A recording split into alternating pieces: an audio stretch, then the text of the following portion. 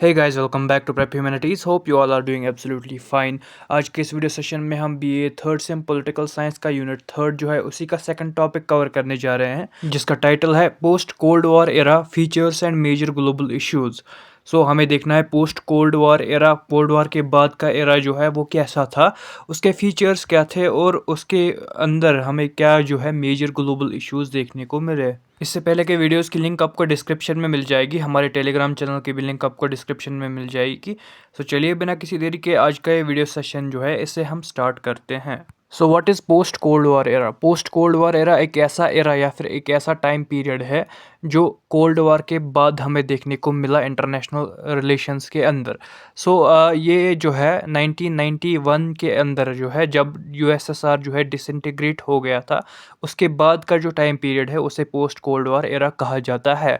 1991 में जब जो है हिस्टोरिकल ट्रांजिशन हमें देखने को मिला वर्ल्ड पॉलिटिक्स के अंदर, जिसके अंदर हमें जो है यूएसएसआर की डिसइंटीग्रेशन भी देखने को मिली।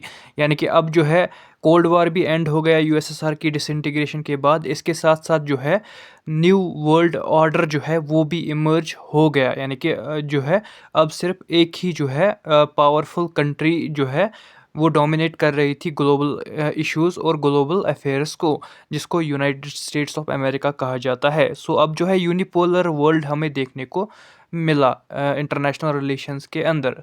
इस एरा को जो है कुछ इस तरह से जो है डिस्क्राइब किया जाता है कि ये जो है एक यूनिपोलर वर्ल्ड था, जहाँ पर जो है हमें यूनाइटेड स्टेट्स की जो है लीडरशिप देखने को मिली, क्योंकि अब जो है यूएसएसआर बिल्कुल ख़त्म हो गया था। और इस एरा के अंदर जो है हमें ग्लोबलाइजेशन की ग्रोथ ज़्यादा देखने को मिली और न्यू लिबरल इकोनॉमी यानी कि ओपन इकोनॉमी। अब जो है एलपीजी रिफॉर्म्स जो है वो जो है अडॉप्ट कर लिए थे बहुत सारी कंट्रीज़ ने। इसके साथ साथ हमें जो है न्यू सिक्योरिटी थ्रेट्स भी देखने को मिले। अब जो है आइडियोलॉजिकल बेस पे कॉन्फ्लिक्ट नहीं रहा, अब जो है राइवलरीज हमें देखने को मिलती है इकोनॉमिक्स के बेस पर। एक बहुत बड़ा शिफ्ट हमें देखने को मिलता है ग्लोबल अफेयर्स के अंदर या फिर इंटरनेशनल रिलेशंस के अंदर। इस एरा के अंदर जो जियोपॉलिटिक्स से जो है शिफ्ट होकर जियो इकोनॉमिक्स पर आ गया है। यानी कि अब जो है राइवलरी उन कंट्रीज़ के बीच में चलती है जो एक दूसरे के जो है अगेंस्ट कम्पीट कर रही है, जैसे कि US, China. Now let's see the features of this era, कि जो पोस्ट कोल्ड वॉर एरा है उसके क्या क्या फीचर्स हमें देखने को मिलते हैं। सबसे पहला फीचर है यूनिपोलरिटी हमें देखने को मिली पोस्ट कोल्ड वॉर एरा के अंदर। यानी कि कोल्ड वॉर के बाद जो है यूनिपोलर वर्ल्ड बन गया, यूनाइटेड स्टेट्स की हेजमनी हमें देखने को मिलती है ऑल ओवर द वर्ल्ड। और इसके साथ साथ जो है यूएस बन जाता है एक ऐसा पावर जो पूरा का पूरा इंटरनेशनल सिस्टम जो है डिटरमाइन करता है। वो जो है नेटो को लीड करता है। इसके साथ साथ जो है नेटो को रीडिफाइन करता है एज कि ये जो है प्रोटेक्टर ऑफ वर्ल्ड पीस है। इसके साथ साथ प्रोटेक्टर ऑफ इकोनॉमी और डेमोक्रेसी है। अपनी हेजमनी क्रिएट करने के लिए इन्होंने जो है वर्ल्ड बैंक और आईएमएफ जैसे जो है प्लेटफॉर्म्स इंट्रोड्यूस कराए इंटरनेशनल अरीना के अंदर, जिनके थ्रू ये अपने लिबरल पॉलिसीज़ को जो है इम्प्लीमेंट कराना चाहते थे पूरे थर्ड वर्ल्ड कंट्रीज़ के अंदर। ये एक सेपरेट टॉपिक है, मे बी हम कभी इस पर डिस्कस करेंगे इन फ्यूचर सेमेस्टर्स। दूसरा इंपॉर्टेंट फीचर जो हमें पोस्ट कोल्ड वॉर एरा का देखने को मिला वो था राइज ऑफ मल्टीपोलरिटी। हाँ, हमें पहले जो है यूनिपोलरिटी देखने को मिली थी यूएसए की, यानी कि यूएसए ही ज़्यादा डोमिनेट कर रहा था पहले।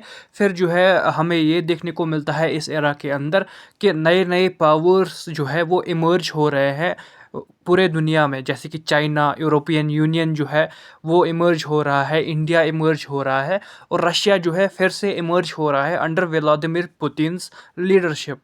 हमें यहाँ पर जो है मल्टी लेयर्ड पावर स्ट्रक्चर्स देखने को मिलते हैं इंटरनेशनल रिलेशंस के अंदर, based on economy, technology, military and culture. Third important feature जो हमें देखने को मिला पोस्ट कोल्ड वॉर एरा का वो था ग्लोबलाइजेशन। यहाँ पर हमें ग्लोबलाइजेशन देखने को मिली है, ओपन इकोनॉमी जो है उस पर ज़्यादा एम्फेसाइज किया गया। कंट्रीज़ जो है अब वो जो है ट्रेड करना ज़्यादा से ज़्यादा स्टार्ट करती हैं, यानी कि ट्रेडिंग में जो है ज़्यादा जो है कंट्रीज़ व्यस्त हो जाती है। इसके साथ साथ जो है बहुत सारे जो है मल्टीनेशनल कॉरपोरेशंस जो है वो बनते हैं, जैसे कि world trade organisation, IMF, world bank जैसी ऑर्गेनाइजेशंस जो है ग्लोबल लेवल पे भी बनती है और बहुत ज़्यादा स्ट्रॉन्ग उभर कर सामने आती है। और मनी, गुड्स, टेक्नोलॉजी ये सब जो है अब फ्रीली मूव कर रहा है across the borders. Fourth major feature जो हमें देखने को मिलता है पोस्ट कोल्ड वॉर एरा का वो है rise of new security threats. अब जो है पहले की तरह जो है सिर्फ वॉर्स नहीं होते हैं बिटवीन कंट्रीज़, अब जो है टेररिज्म हमें देखने को मिलता है, चाहे वो स्टेट स्पॉन्सर्ड हो या फिर जो है नॉन स्टेट्स एक्टर्स के थ्रू हो। साइबर अटैक्स हमें देखने को मिलते हैं। क्लाइमेट चेंज जो है एक मेजर इशू बन के रह गया है इस पोस्ट कोल्ड वॉर एरा के अंदर। पेंडेमिक्स हमें देखने को मिलते हैं जैसे कि कोविड-19 वगैरह, रेफ्यूजी क्राइसिस हमें देखने को मिलते हैं। तो बहुत सारे नए इश्यूज जो है ग्लोबल लेवल पर इमर्ज होते हुए दिख रहे हैं। सो चलिए अब हम जो है इन्हीं मेजर इश्यूज के बारे में बात करते हैं कि क्या कौन कौन से मेजर इश्यूज हमें जो है देखने को मिलते हैं पोस्ट कोल्ड वॉर एरा के अंदर। सो कोल्ड वॉर के बाद जो हमें मेजर इश्यूज देखने को मिले उनमें सबसे पहला इशू है इथनिक कॉन्फ्लिक्ट्स और सिविल वार्स हमें बहुत ज़्यादा देखने को मिले।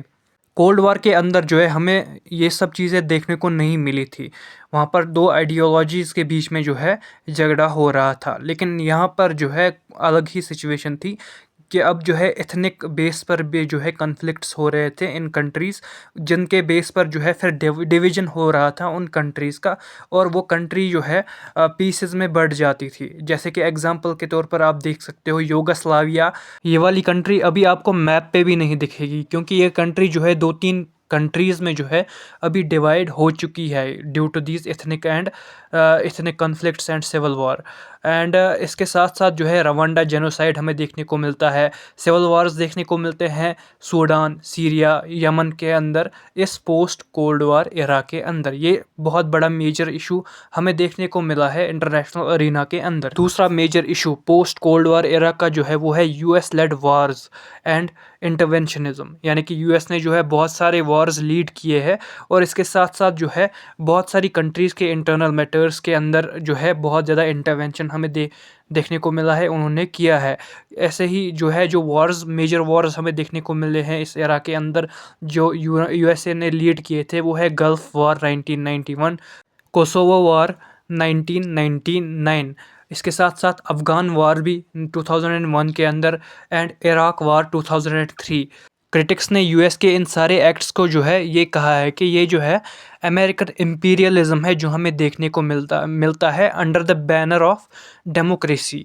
सो इसके साथ साथ क्रिटिक्स ये कहते हैं कि वर्ल्ड जो है पूरा का पूरा वर्ल्ड जो है वो रिजेक्ट कर रहा है यूएस की मॉरल लीडरशिप को, क्योंकि अमेरिका जो है वो डिप्लॉय कर रहा है पावर अपना एग्रेसिवली और बहुत सारी कंट्रीज़ को जो है एग्रेसिवली डोमिनेट करना चाहता है। थर्ड मेजर इशू जो हमें देखने को मिलता है पोस्ट कोल्ड वॉर एरा के अंदर वो है एनवायरमेंटल क्राइसिस हमें देखने को मिलते हैं। क्लाइमेट चेंज हमें देखने को मिलता है, ग्लोबल वार्मिंग हमें देखने को मिलती है, जिसकी वजह से 2015 के अंदर फिर पेरिस एग्रीमेंट बहुत सारी कंट्रीज़ साइन करती है। एक और मेजर इशू जो हमें देखने को मिलता है वो है राइज ऑफ चाइना और चैलेंजेस टू यूएस पावर, यानी कि चाइना का राइज जो है हमें देखने को मिलता है पोस्ट कोल्ड वॉर एरा के अंदर हुआ है, और इसके साथ साथ यूएस पावर को भी वो बहुत ज़्यादा चैलेंज कर रहा है, चाहे वो इकोनॉमी में हो या फिर जो है आर्म्स रेस के अंदर हो।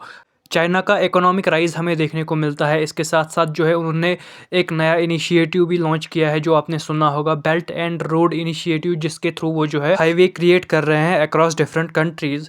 सो इसके साथ साथ हमें जो है मिलिटराइजेशन जो है बहुत ज़्यादा देखने को मिलती है साउथ चाइना सी के अंदर चाइना की। फिफ्थ मेजर इशू जो हमें देखने को मिलता है इंटरनेशनल अरीना के अंदर पोस्ट कोल्ड वॉर एरा के अंदर वो है साइबर वॉर्स हमें देखने को मिलते हैं। Hacking, fake news, election manipulation बहुत ज़्यादा देखने को हमें मिलता है। इसके साथ साथ जो है कंट्रीज़ जो है अब फाइट कर रही है online more then in a battle field. So battle field से ज़्यादा जो है ऑनलाइन बहुत ज़्यादा फाइट हो रही है अमंग डिफरेंट कंट्रीज़, चाहे वो साइबर वॉर्स हो या फिर जो है फेक न्यूज़ फैलाना हो, इंटरनल डिस्टर्बेंस क्रिएट करना हो डिफरेंट कंट्रीज़ के अंदर। सो ये सारी चीज़ें जो है साइबर वॉर के अंदर आती हैं। साइबर सिक्योरिटी के ऊपर मैंने अलग से वीडियो भी बना रखा है, अगर आपको वो देखना हो तो ऊपर आई बटन पे क्लिक करके आप देख सकते हो। आज के इस वीडियो सेशन में इतना ही। उम्मीद है आपको हमारा सेशन जो है वो पसंद आया होगा। अगर पसंद आया हो तो लाइक, शेयर एंड सब्सक्राइब करना ना भूलिएगा। Thank you so much for watching this video till the end best of luck for your exams.